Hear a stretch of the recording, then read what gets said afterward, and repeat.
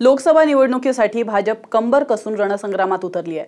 त्याचाच एक भाग म्हणून भाजपने मैं भी चौकीदार नावाने एक मोहीम सुरू केली आहे। या मोहिमेअंतर्गत पंतप्रधान मोदी आणि भाजपाध्यक्ष अमित शहांनी आपापल्या ट्विटर हँडलच्या नावाआधी चौकीदार असा उल्लेख केलाय।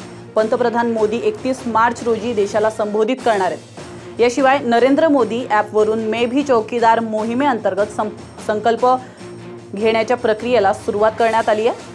11 एप्रिल रोजी सुरू होणारं लोकसभा मतदान 7 टप्प्यांनंतर 19 मे रोजी संपणार आहे, तर 23 मे रोजी मतदानाचा निकाल घोषित होणार आहे।